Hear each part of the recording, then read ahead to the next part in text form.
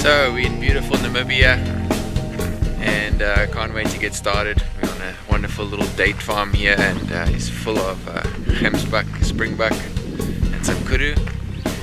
I'm here with a few friends. You might remember one of them, Charles, from an episode in the first season.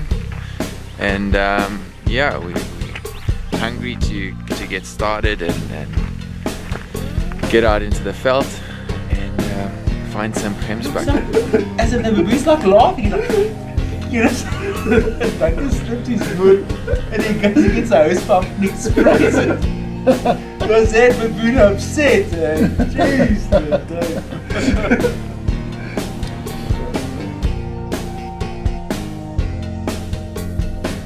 travelled all the way from East London, Eastern Cape up to Gemsbok, Namibia, and we're here to chase Gemsbok and springbuck.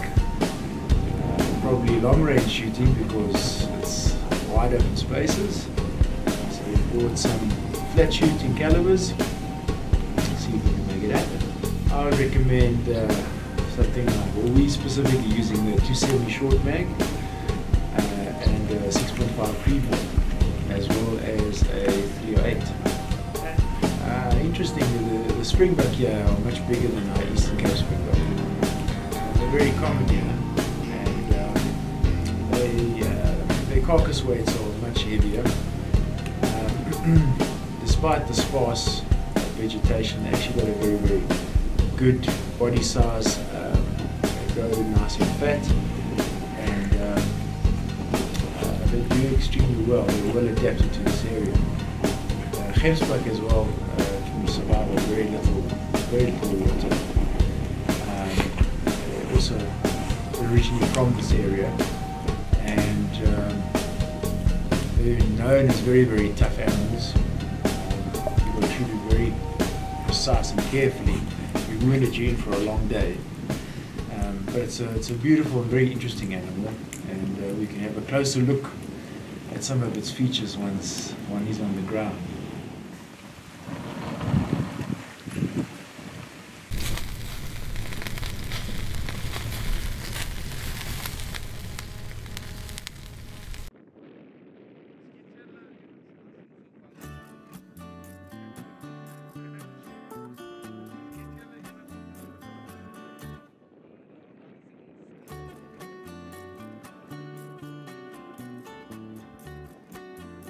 One may be inclined to think you're unlucky if you have to delay your long-awaited opening hunting day in Namibia. But after getting hit by a cold front with strong winds, that's what we had to do. We investigated the nearby reserve and got the family a few trinkets, which we originally planned to do at the end of the trip.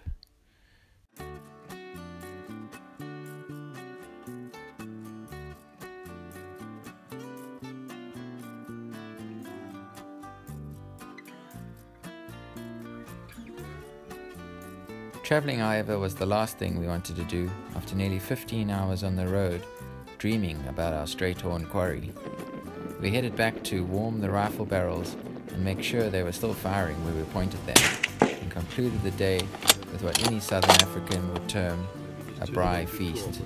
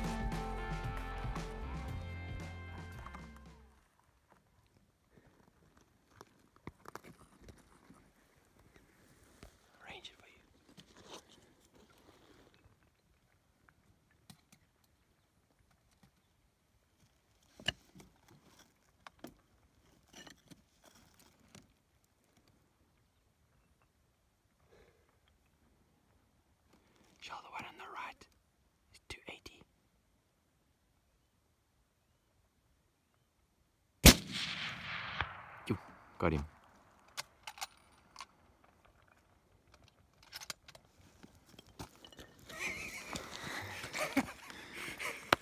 Hey, that was awesome. Nice little stalk here in the mountains. Found some Gemsbok. Shot at about 280. Hey? Standing there. Yeah.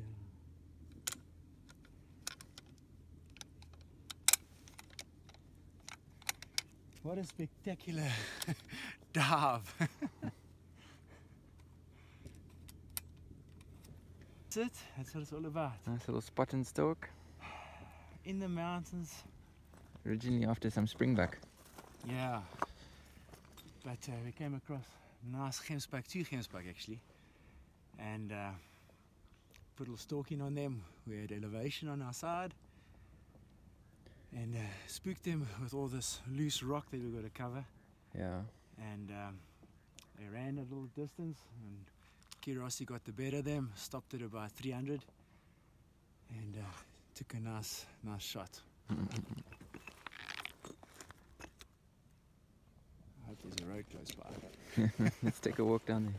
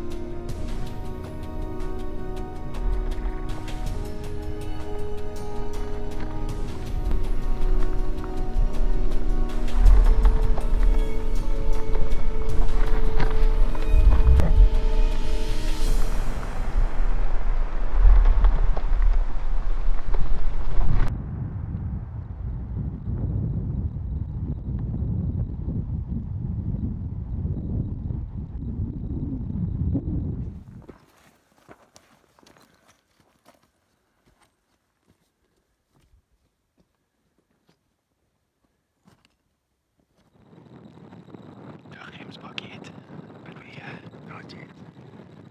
We're working hard in the heat, and hopefully it pays off just now. It's incredible, huge basin here, and we're bound to walk into them sooner or later. It's amazing how a big animal can hide in almost no cover. It's incredible. We've got the wind in our favor, and the sun. So everything's working for us.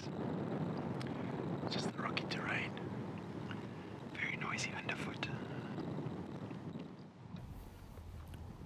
Still hunting is walking slowly and quietly, hoping to bump into your prey before it sees you. This method paid off beautifully as we investigated a small depression at the top of the plateau when we walked into a lone bull at only 50 yards. The first thing I thought though was, I wish I had my bow.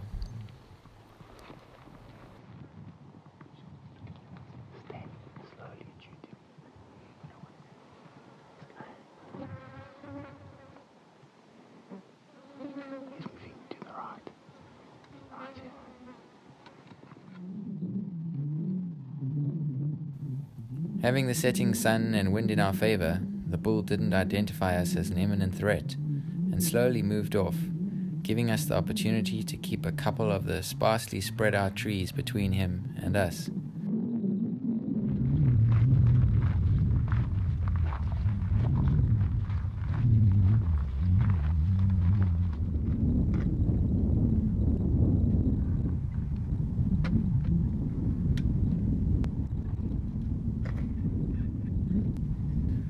A lone Gemsbok can be hard to judge, but after a few seconds of looking at him through the scope, I deemed him harvestable. It's up to you.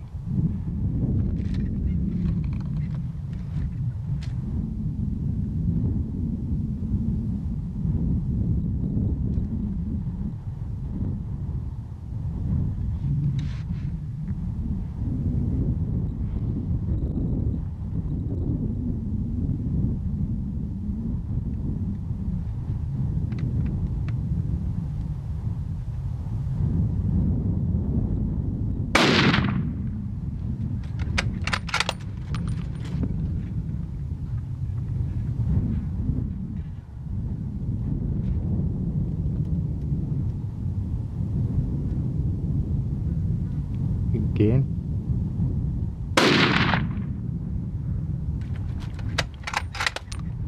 That's a good shot. Leave him.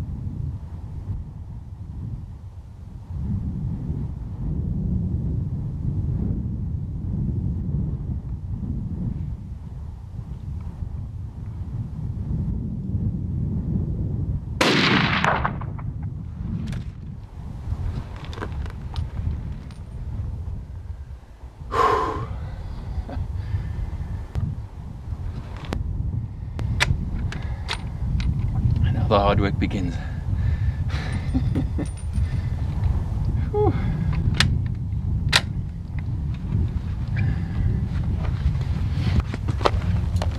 We just glassed this big basin here, and I said to Charles, quickly, let's just look in this other side here before we look in the bigger basin. And Charles picked up his binoculars and started glassing, and I thought, I'm just going to keep my eyes open and see what's what. And it was like 50 yards in front of us. There's this Gemsbok standing. I just dropped to my knees, pulled Charles down, and deliberated in my head whether we were going to shoot it or not, because this is going to be a serious carry back to the road. But when you hunt with a mate like Charles, the answer is always shoot it. Shaking like a leaf, got some nice Gemsbok bokkoers there, but all panned out well. I like to shoot them until they're on the ground. So rather put more lead in and make sure than chase a wounded animal around this type of country, which you can lose very, very quickly. But yeah, awesome. Let's go.